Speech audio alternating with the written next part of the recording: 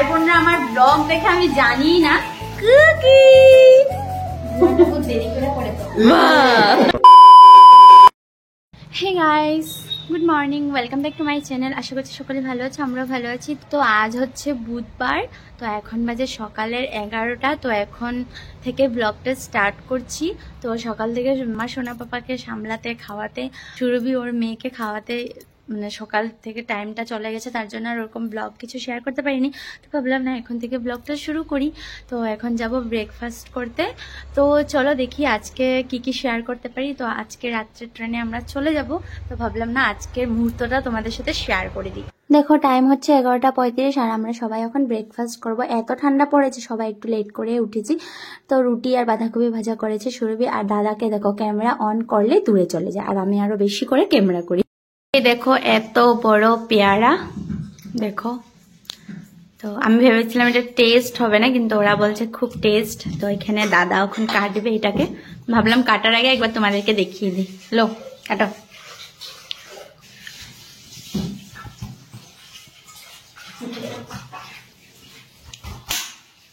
ভিতরটা দেখো, মজা না? এখানে দেখো ইলিশ মাছ নিয়ে এসেছে দাদা, মানে সুরভির হাজবেন্ড।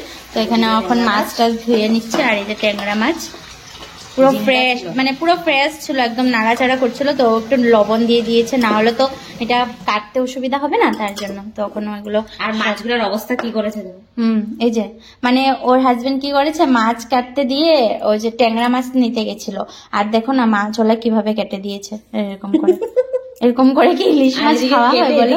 এদিকে অল্প নাইও করে দিয়েছে, এই যে এগুলোর টুকরাগুলো নাই।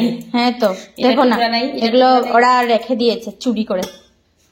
মাছ ওলা তো সারাদিন মাছে খায়, আবার মাছও রেখে দিয়েছে। না ওরা বিক্রি করবো, এক্সট্রা বিক্রি করবো, কাটতে দিয়ে আর গেলে তো এরকমই হইব।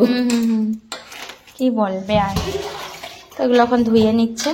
তো আমি সুরভিকে বললাম যে আজকে ট্যাংরা মাছটা আমি বানাবো। তো মাছটা বানানোর জন্য যা যা লাগবে সবকিছু কেটে নিয়েছি এখানে, এক এক করে ধুয়ে টুয়ে এইভাবে সাজিয়ে রেখেছি। এখন রান্না করবো। আর এখানে কুয়াশ ওর মেয়ের জন্য খিচুড়ি করবে, তার জন্য কেটে দিলাম। তো এখন চলো মাছগুলো ভেজে রান্নাটা করে ফেলি।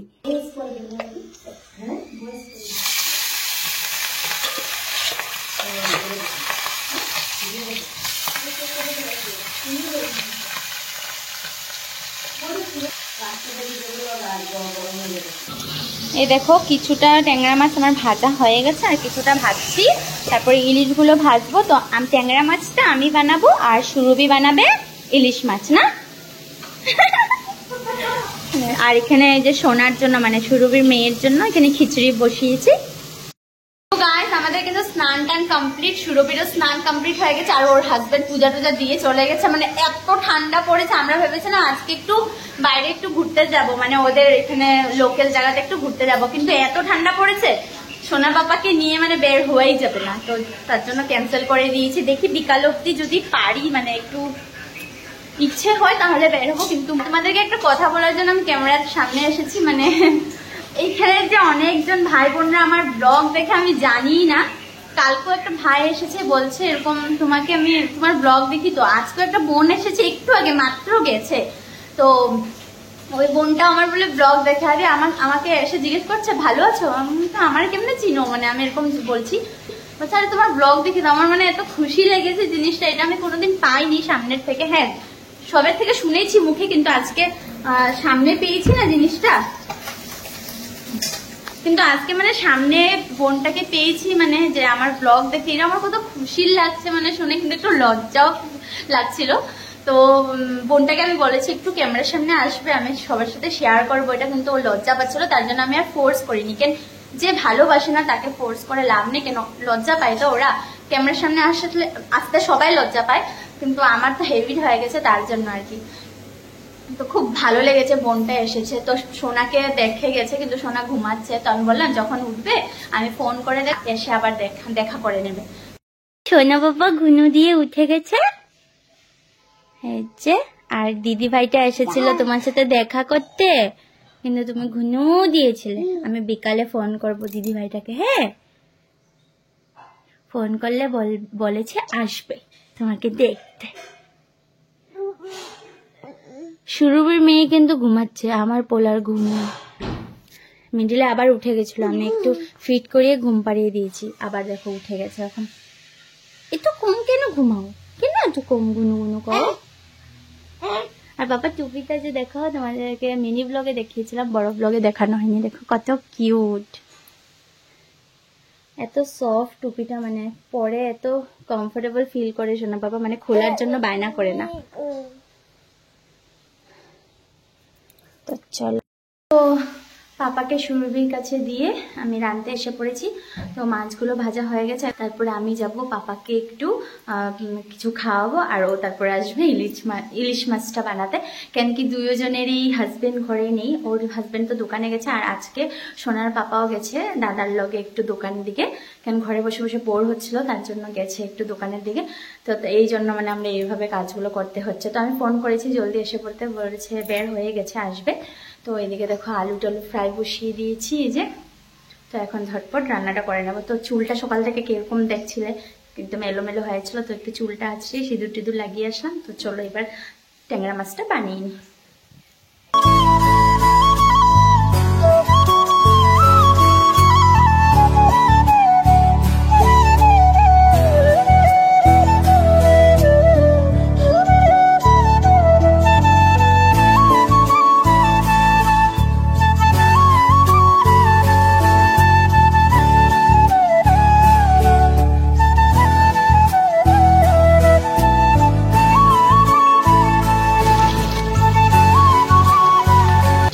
দেখো সোনার পাপা এসে পড়েছে, এসে সোনা আর পাপার সাথে পুরো ব্যস্ত, পুরো ফুর্তিতে আছে। কি আনছে এগুলো?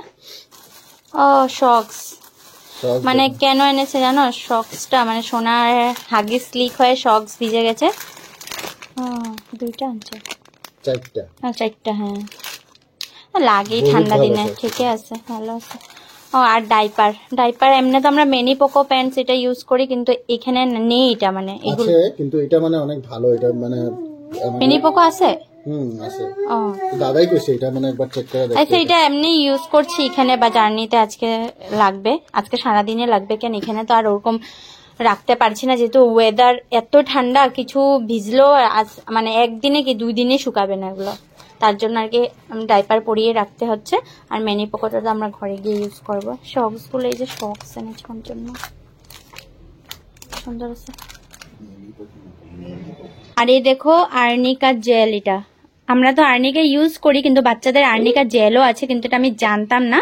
আমাদের পাশের বাড়ি কাকুমনি একজন বলেছে এরকম আছে, তো এটা হোমিওপ্যাথিকের না? হ্যাঁ হোমিওপ্যাথিকের এটা। তো কত লেছে এটা? 45। তো জেলটাও লাগালে মানে খুবই ভালো, তার জন্য এটা এনে।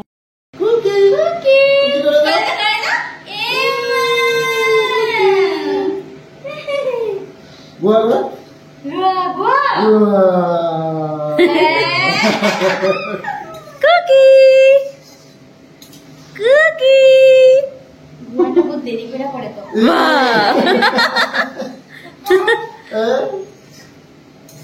দেখ ছাদে না, দেখছো তাওলটা কুকিয়ে করে রাখবো, ভয় করবো না। ট্যাংরা মাছের তরকারি করেছি বেগুন আলু দিয়ে, এটা আমার শেষ, এখন করবে সুরভি। ওইটা ঢাকবো না, আমি ঢাকতেছি অন্য কিছু দেখা তাই দেখো।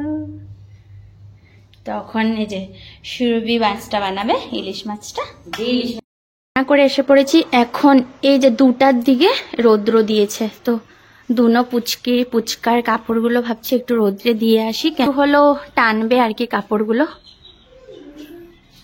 তার জন্য আমি ভাবলাম না একটু রোদ্রে দিয়ে আসি।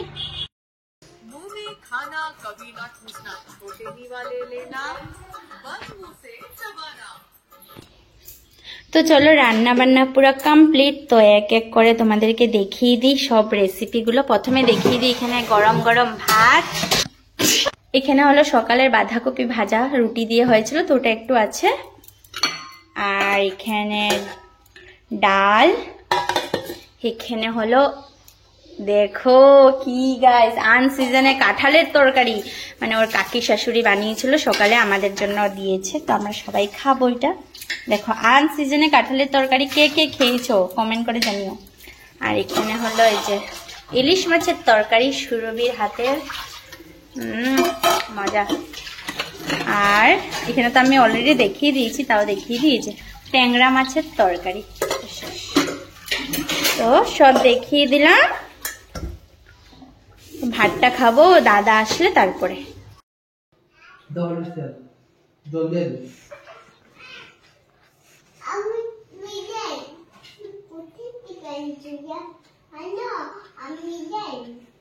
এই যে ওদের খাওয়া হচ্ছে আজকে প্রিয়াঙ্কাস ব্লগে শুরু। আর এই যে বেমারি মাইয়া কিছু খায় না, দুষ্টু মেয়ে। হাই বলো, বাই বলো। কো আমি দুষ্টু, কিছু খাই না, ভালো লাগে না, আমি অনেক দুষ্টু, খালি দুষ্টামি করি। বলো না আমি ভালো, বলো আমি ভালো।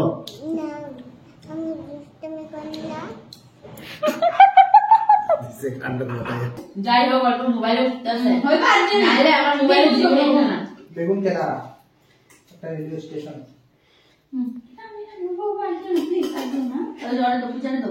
পূজারে দো আমার নিছি।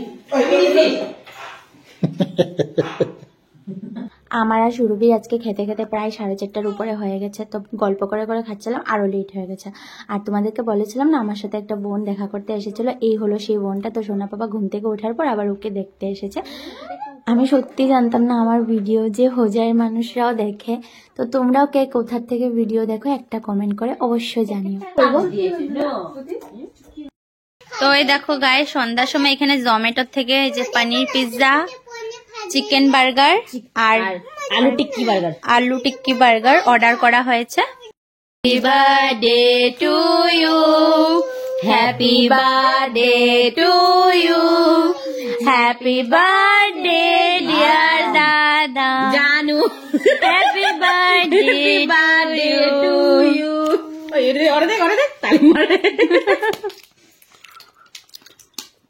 জম শীত ধরেছে।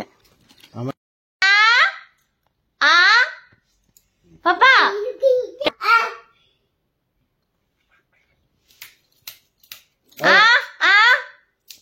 টি টি টি টি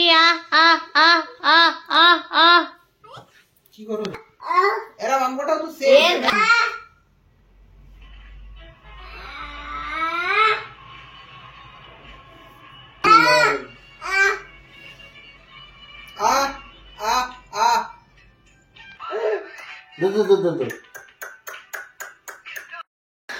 তো গাইস দুপুরে খাওয়া দাওয়ার পর একবারে সন্ধ্যাবেলা পিৎজা টিৎজা খেয়ে তো এখন চলে আসলাম কাপড়গুলো গোছগাছ করতে।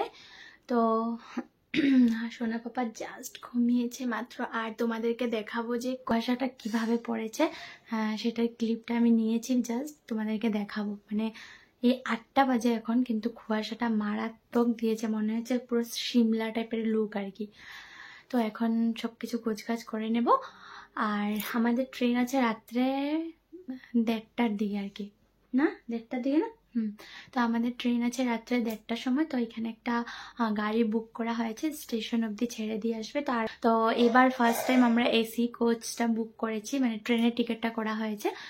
যেহেতু সব দিক থেকে জানলা টান্না বন্ধ থাকবে, তার জন্য বাচ্চাকে নিয়ে এইটাই মেইন ভালো ডিসিশন নেওয়া হয়েছে। তো মানে আজকে রাত্রে 1:30টার সময় উঠলে তো কালকে 10:30 মানে 10টার ভিতরে পেয়ে যাব। আবার ওর পাপা স্কুলও যাবে। এই দেখো গাইস কিভাবে কুয়াশা পড়েছে, ওদের ঘরে গেটটাই দেখো ভালোভাবে বোঝা যাচ্ছে না। সত্যি এইবারের মতন ঠান্ডা আমি কোনো বছর ফিল করিনি, মারাত্মক ঠান্ডা পড়েছে এবার। তো চলো এবার গোছগাছ করে নি।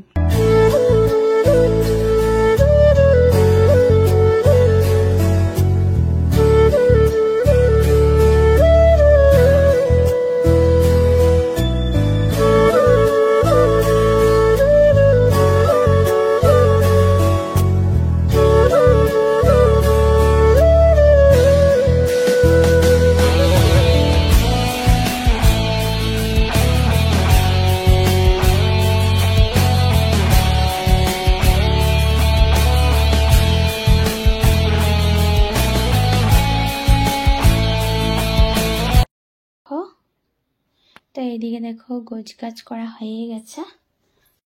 আর এখানে দেখো রাত্রে যেগুলো পরে যাব ওগুলো সব এখানে রেখে দিয়েছি, আমাদের কাপড়গুলো।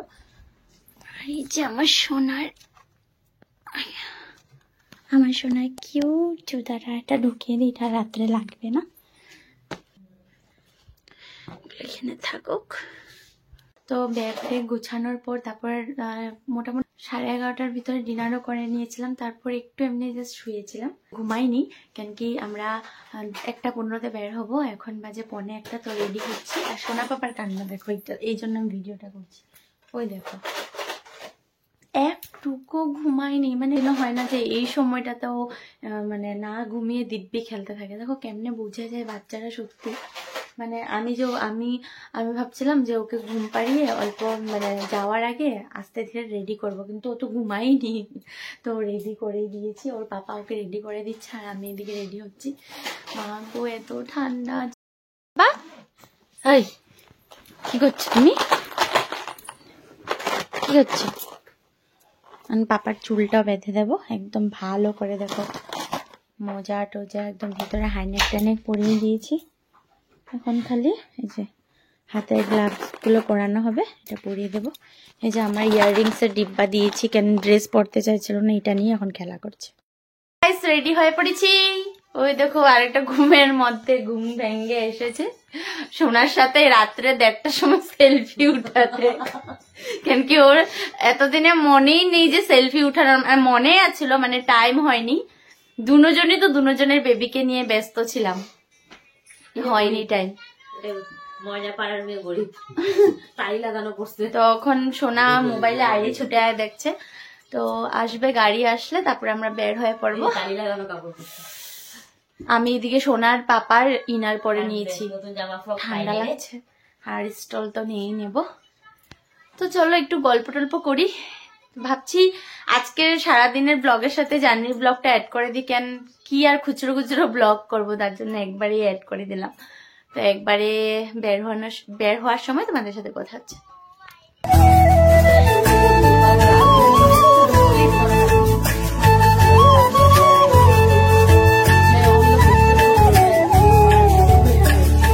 ব্যাকগ্রাউন্ড মিউজিক দিব, সিনেমা ব্যাকগ্রাউন্ড মিউজিক হো।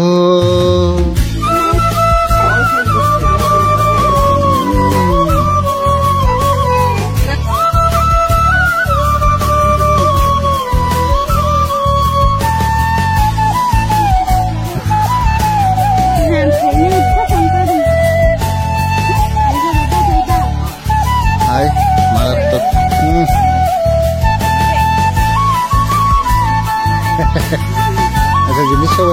এসে পড়লাম স্টেশনে, তো 15 মিনিট লেট আছে ট্রেনটা একটু।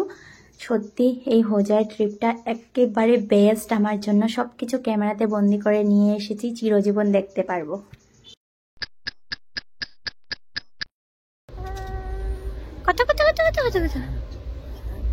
গাইস কালকে রাত্রে ট্রেনে ওঠার পর আর ভিডিও করা হয়নি, তো এখন বাজে সকালে 8:30। সোনা আর আমি ঘুম থেকে উঠেছি, মোটামুটি 10টার দিকে পেয়ে যাব আমরা ঘর। কচং কচং কচং কচং কচং।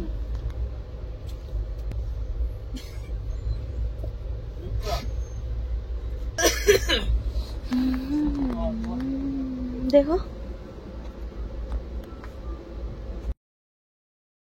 তো গাইস এখন আমরা হাফলং পার হয়েছি, আর সোনা দেখো এখানে বোতল নিয়ে খেলা করছে।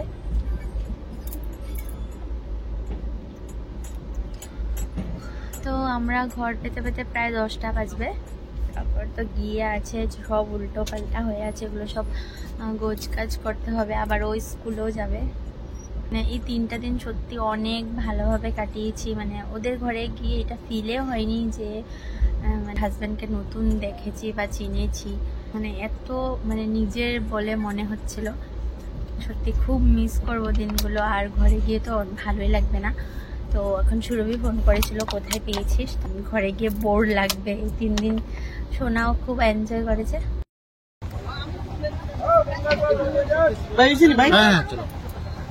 তো আমরা নেমে গেছি ট্রেন থেকে, পুরো কারেক্ট টাইমে এসে পৌঁছে গেছি।